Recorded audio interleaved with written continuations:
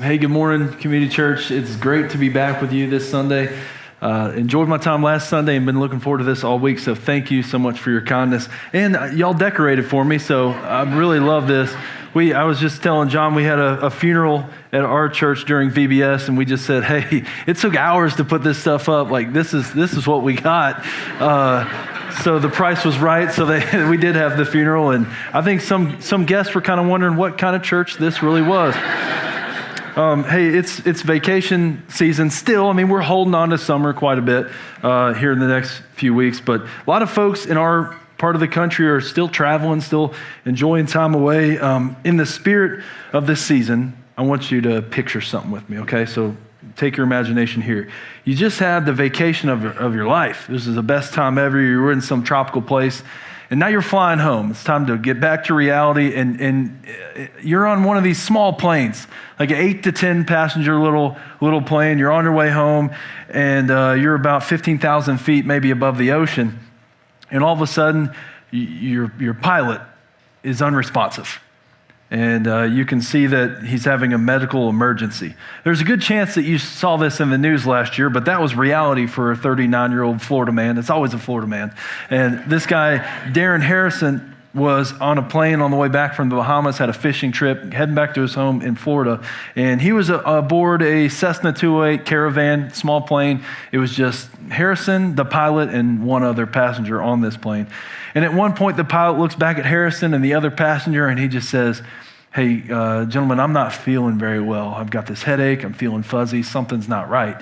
And Harrison looks back at the pilot and says, I'm sorry. How can I help? What can I do? And by that time, the pilot's already out. I mean, he's incoherent. What had happened was he had an aortic tear, which is kind of like a heart attack at that time.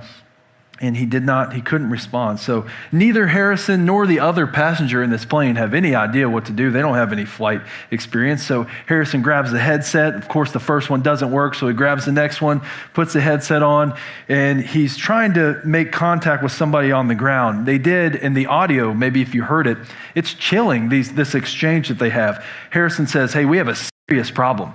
Our pilot is unresponsive. And air traffic control is asking him, tell us where you are. We need your location. Of course, the GPS isn't working, so they can't explain where they're at.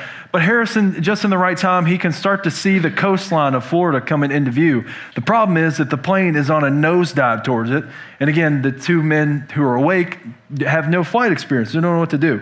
So in an instant, Harrison made a decision. He takes the pilot out of the captain's seat.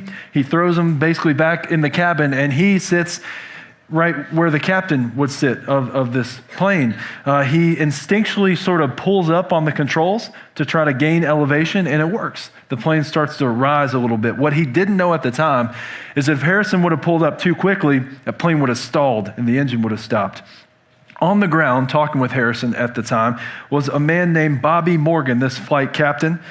He was a seasoned air traffic controller, flight instructor for many years. He wasn't even supposed to be at work on this day, Captain Morgan wasn't. And he came into work because one of the other coworkers had to have the day off, and he was just filling in on this day. But he was on the radio with Harrison, and Morgan was explaining to him everything about this plane, how to decrease speed and elevation, how to line up with the runway, where the brakes were, these different controls. Morgan taught Harrison everything. And then finally, the towers were able to locate this little Cessna. There are several minutes of audio between these two. The whole time, Morgan explaining to Harrison in layman's terms how to fly this plane. Well, miraculously, in a matter of minutes, Harrison touches down at Palm Beach International Airport, lands this plane.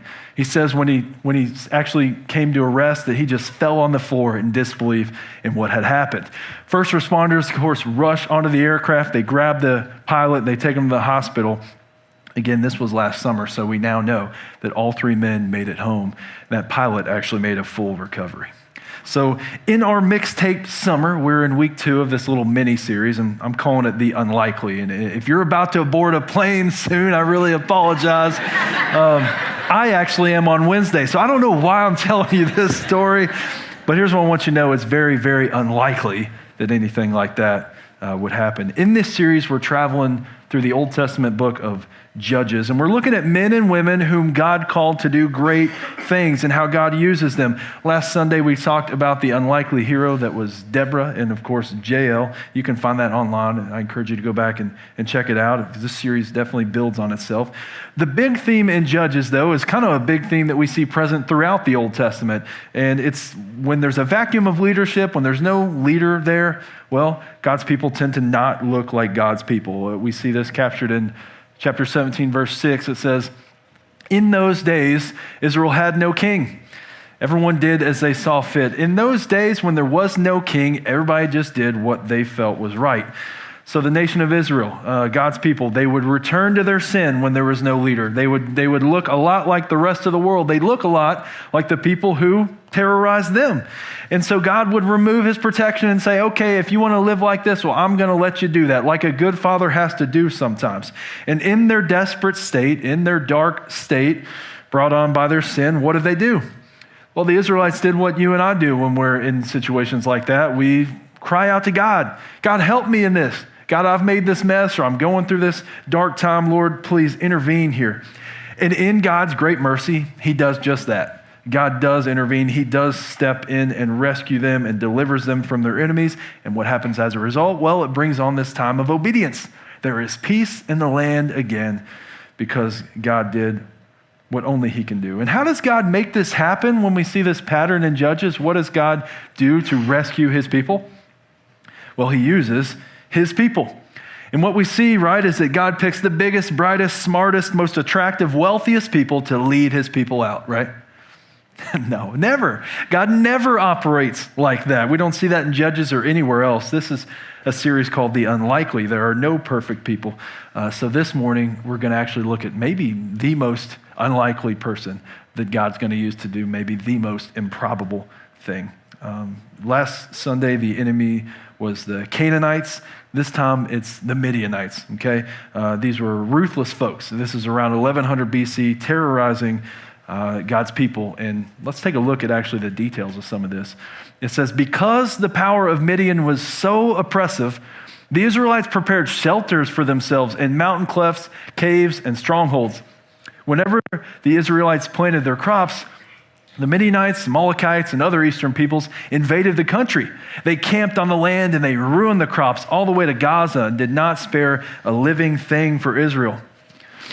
Neither sheep nor cattle nor donkeys. The Midianites came up with their livestock and their tents like swarms of locusts. It was impossible to count them or their camels. They invaded the land to ravage it. Midian so impoverished the Israelites that the Israelites cried out to the Lord for help. Again, we see this pattern.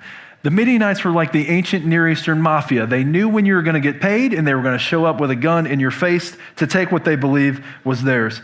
So Israel, in their desperate state, calls out to God. God, you see what the Midianites are doing here. Please come save us. Who will God use to rescue the Israelites? Gideon enters the chat. So picture this. Gideon was a farmer. Okay, I'm going to take a risk here. I know there's got to be some ag people in here, but I'm going to try to explain to you what threshing wheat looks like, because that's what Gideon was doing.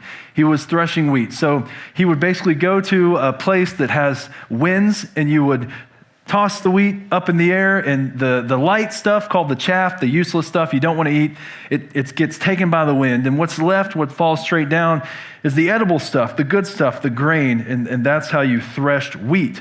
So the Midianites were so evil. And the people were so scared, Gideon was so scared of them, that he went down to not a hilltop where you should be doing this, but he went down into a wine press. I mean, he's lowered himself in the ground to try to thresh wheat. This is a terrible place to thresh wheat. How's the wind going to catch anything when you've hunkered down in this little hole in the ground? So while Gideon is there hiding like a little child, he's visited by the Lord. He is visited actually by the angel of the Lord. This is pre-incarnate Jesus. Okay, Jesus always was. This is pre-incarnate Jesus.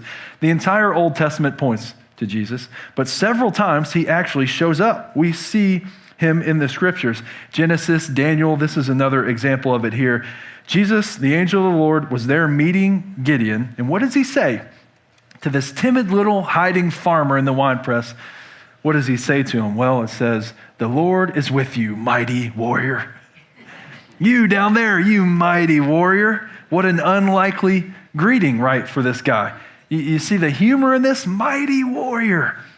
And how does Gideon answer? He basically says, pardon me, Lord, but I'm the smallest man from the smallest tribe in the smallest nation. You got the wrong guy. You came to the wrong address. Was Gideon a mighty warrior? No, actually, he was right. He wasn't a mighty warrior at the time, not hiding down there in that pit. But without a doubt, God could make him into one if he wanted to. And so that's our first point for this morning, is that Jesus calls us not to who we currently are, but to who we can become. When God calls us, he speaks to us exactly where we are, but he's not calling us there. God calls us to who we can become. Peter, you're not the rock of the church yet, but you will be. Gideon, you're not a mighty warrior yet, but you will be.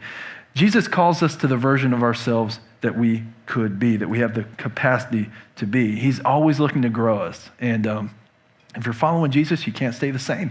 That's not an option. He calls us to who we can be. And so the Lord says to Gideon, mighty warrior down there in that wine press, I want you to defeat the Midianites. That's what I'm calling you to do. The people you're hiding from, you're going to defeat them.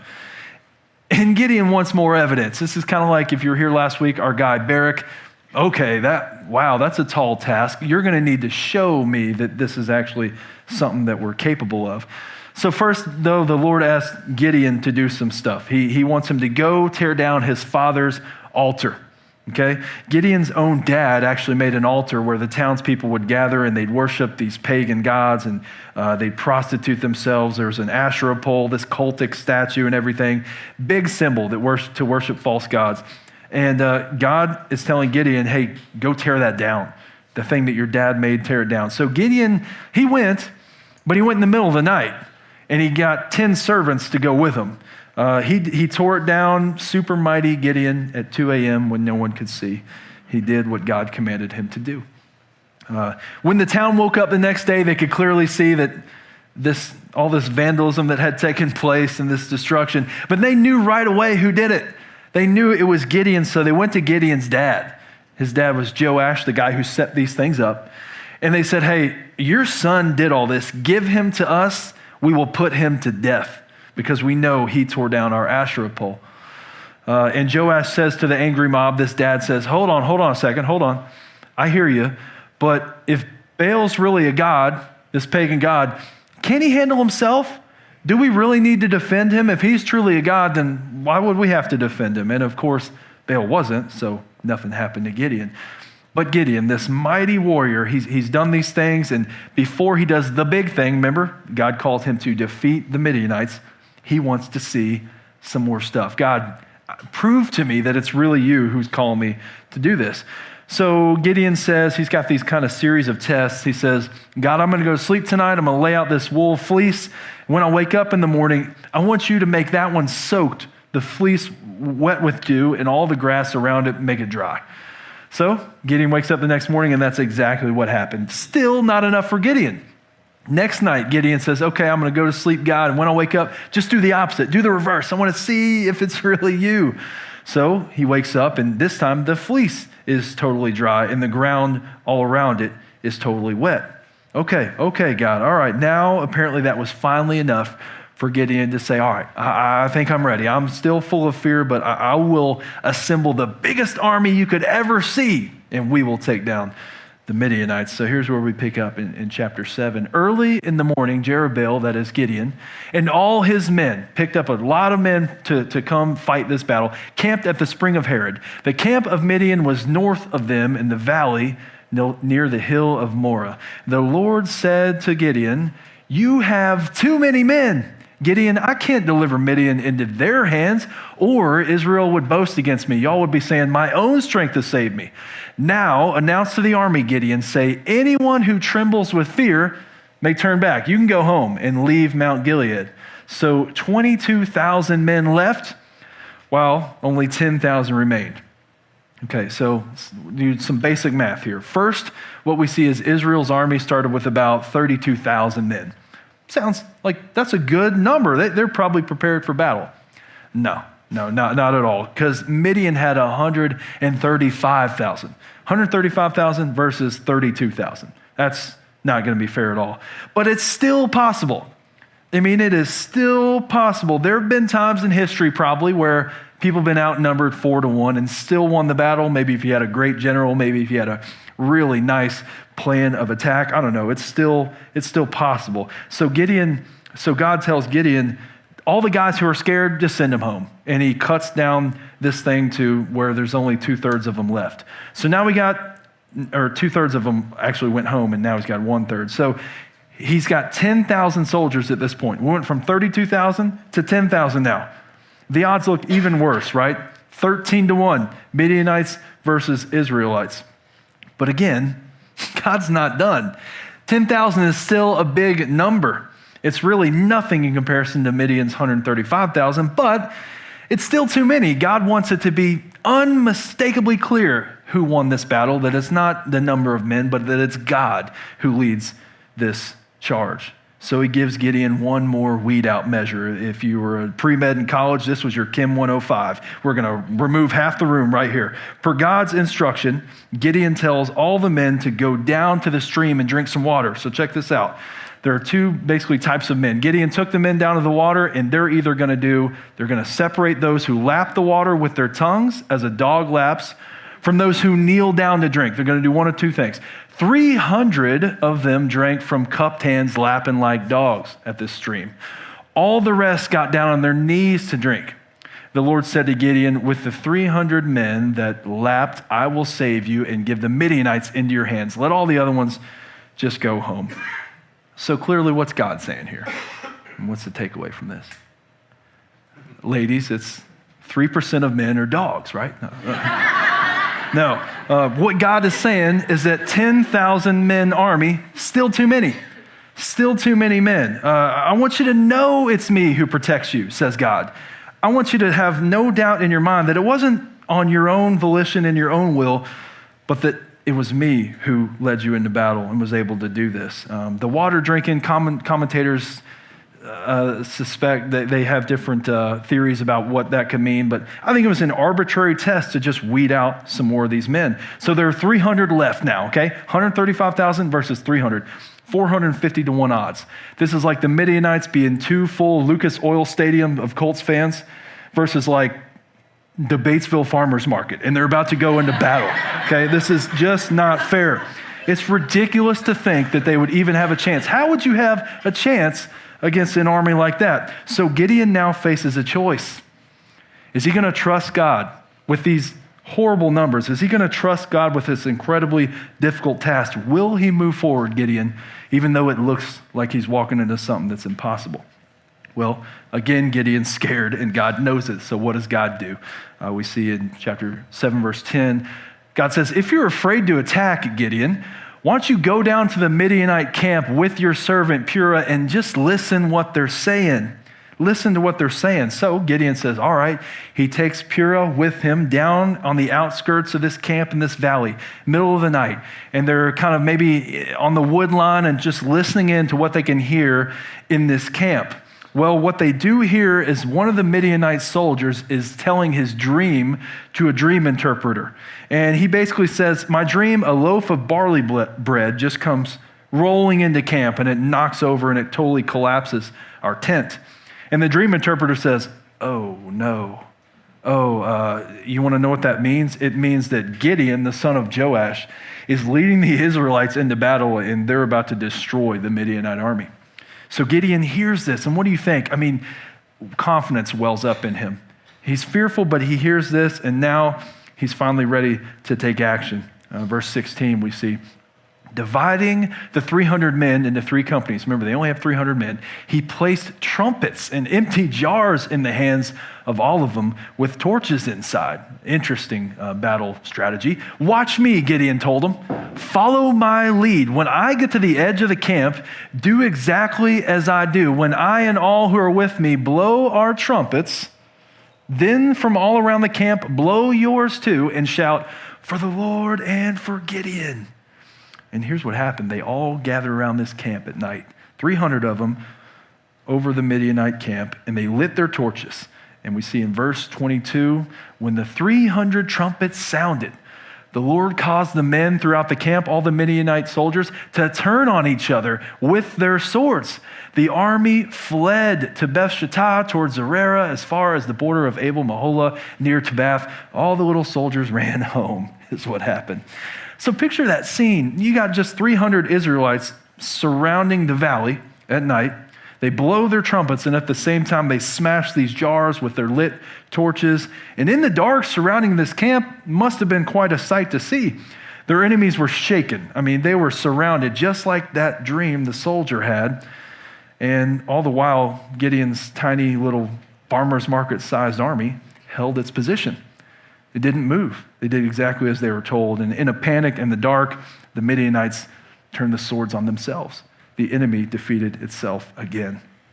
The Midianites would never be a threat to Israel again. This was really the end of their horrific run. God was faithful, and there's not a single Israelite casualty recorded from that. 300 men with what kind of weapons? A jar and some trumpets.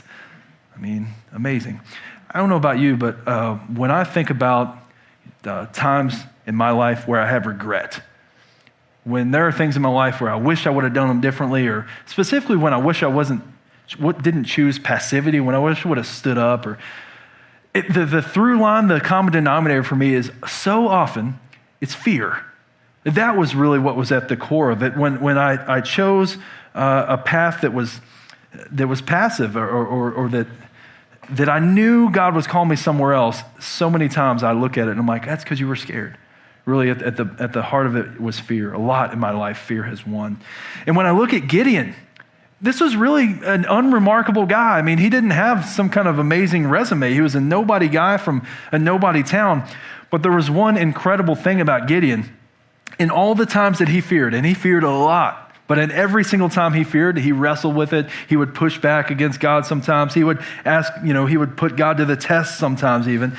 But when it came down to it, every single time when Gideon met fear, he just kept going. He just walked on through it. He walked through fear. He never really let it win. When God came to him and said, hey, he response was, you can't possibly have the right guy. It's not me. Well, that's the voice of a guy who's scared. When Gideon asked for that wet fleece and the dry ground and then reversed, wet ground, dry fleece, again, that was a scared request. When Gideon snuck away at night with 10 men to tear down the Asherah pole, that's out of fear that he did that. When his army dwindled to 300 and he asked God for something else and God said, okay, go listen to the dream. Again, we see a man who was scared. He was full of fear. The whole time, at every step, Gideon stumbled, he trembled, he was fearful. But he was a believer. I mean, this was a guy who was close to God. He'd seen God move in his life so many times. Does that make him fearless? Not at all. This is someone who was riddled with fear, but it never deterred him in his life. It never took him off course. So I think it begs this question to us is, where have I allowed fear to deter me from God's purpose in my life? That's an uncomfortable question to wrestle with. But where have I allowed fear to take me off course from where God was calling me, big and small? Can you think of some times in your life where fear actually won, where it dictated your decision? Here's what I hope you pick up from part one of Gideon's life, is that God can use our faith to do incredible things, and fear is not an obstacle that we can't get over. It's despite our fear. We have a choice of what to do with that fear and to move forward in faith, because fear is part of human nature, and it's going to happen. I really wish that Gideon's story ended here. It'd be so cool. I would love it. It's so neat. Tie a little bow on it and move on. That was Gideon. But if you are familiar with the story, you know that there's more to it, and I don't think you can tell half of it. I think we have to talk about the truth that was the back half of Gideon's life, because the storm of the Midianites was actually maybe not the biggest test for Gideon here. He had another test that came, and it was in the form of prosperity. And you were like, prosperity, that can't be a test. That's when life is good. Yeah, it is. In a much different way, it's a good time to measure your faith when things are going well too. So Gideon comes back home, and he's in town, and it's like a Super Bowl parade. I mean, he's the hero. Remember, people were hiding in caves. People were so terrified of Midian that they couldn't even go about their lives, and this guy just wiped them out. It says in chapter 8, verse 22, the Israelites said to Gideon, hey, rule over us, you, your son, your grandson, because you've saved us from the hand of Midian. But Gideon told them, I will not rule over you, nor will my son rule over you. The Lord your God will rule over you. What an answer. I mean, he said the perfect thing right there, didn't he? But he must have been media trained or something. He was just being politically correct because he actually didn't mean this at all. It was the right thing to say. God didn't, at that moment in time, he didn't have a king for his nation. If there was supposed to be one, God would have appointed one, but he appointed Gideon as their deliverer, not their king. And if Gideon meant what he said right there, I'm not going to rule over you, well, then period, end of story, great, let's move on. That's not actually what we see at all. What we start to see is Gideon's fall that he takes. He basically says, well, I'm not going to be your king, but I do have one request. Thank you for all the praise and stuff. And now that we beat Midian, if I could just, get one piece of everyone's plunder, like just a piece of gold maybe from every person. Well, he ends up collecting 43 pounds of gold. That didn't even include some of the extra stuff. But basically Gideon said, I don't want to be king, but I am going to be extremely rich there. And the first thing Gideon did with this gold was he had them make an ephod, which is like this very ornate, intricate vest type of thing that only the priest of the tribe of Levi could wear it, only at a specific time. Gideon knew he wasn't supposed to have this, but he had it made.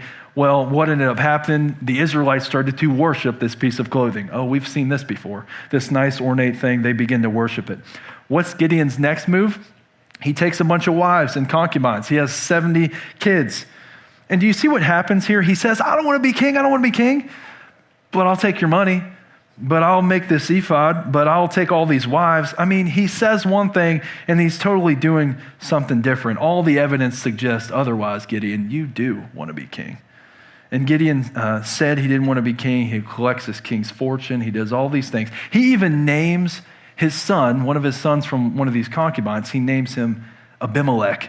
And in Hebrew, that name means son of the king. So, dude, you're not even trying anymore. I mean, you just named him Abimelech. For all intents and purposes, Gideon, you have made yourself king.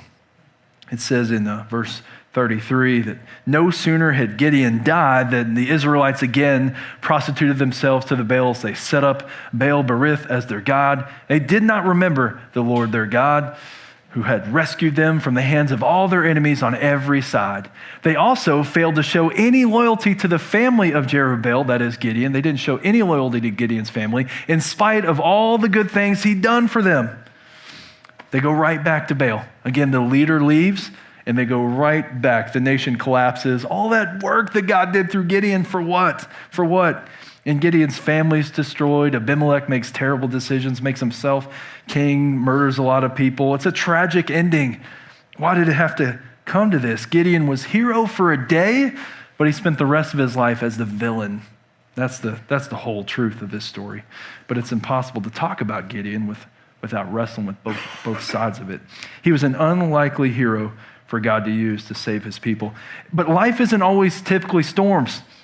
I mean, we have our good seasons too, right? Maybe you don't come into town as a wartime hero with 43 pounds of gold, but we have seasons of life where we would consider it prosperous, where things are going well. You're on a mountaintop in life. And those are just as much a test of our faith. We talk all the time about the hard times and the storms, but how's our faith in the times that are good too? The message here that we get from Gideon, one of them is, this is no time to rest. There's no time to rest. One thing that we say at my church a lot is, if you're not dead, God's not done. I mean, pretty clear and simple. If you're not dead, God's not done. You woke up this morning, God's not done in your life. That's as easy as it can be. The Christian life is a daily fight for faithfulness. And when we say every morning is new, we do mean that God's mercies are new for sure, but it's also every morning is new, so I have to choose to follow Jesus today, and I'll have to choose again tomorrow, and again the next day. If you're not dead, God's not done. Make a choice every single day. I said this last week, but I've got 4 kids, ages 6, 4, 2, and 6, 7 months. It gets hard to remember sometimes. But my youngest daughter's like starting to eat solid foods, and everybody's gathered around, taking videos and stuff. It's just funny watching babies try to eat food. We have so much fun celebrating these milestones of independence, our natural maturation, right? I mean, walking and eating and, potty trained and later on driving a car and your first job, all these measures of independence for us. And they usually are just that, hey, we can do things on our own. That's what we measure. That's natural maturation. Spiritual maturation is the opposite. I mean, it's totally flipped on its head. When we become spiritually mature, we actually are totally dependent. It's not independence, it's the opposite. We are dependent. Spiritual maturity is the measure of your dependence on God. If you want to know, like, if someone's spiritually mature, how big is this person's faith? How dependent is he on God? How dependent is she on God? The most spiritual people in the Bible, they just depended on God. That's how you measure it. It's not waking up and saying, what am I going to do today? How am I going to will things to happen? No, it's waking up and say, God, how are you going to use me today? God, how can I lean more on you today to do what you'll have me do? Spiritual maturity is the opposite of natural maturity in that we've surrendered our own crown and we truly rely on God for all things. So when we look at Gideon, I mean, how spiritually mature was Gideon when he led those 300 guys around this camp at night with no real weapons? How mature was he? Spiritually, through the roof. No one more spiritually mature. But how spiritually bankrupt was Gideon when he made himself king, when he took all this gold, when he made the ephod, when he took all these wives and concubines, when he named his son Abimelech? Is that a spiritually mature person? No, he's a spiritual infant there. So make sure you hear this. If this is you right now listening today, maybe you're here or watching online, and you're going through something, you've got darkness, you're going through a storm in your life right now, be like Gideon in the first part of his life.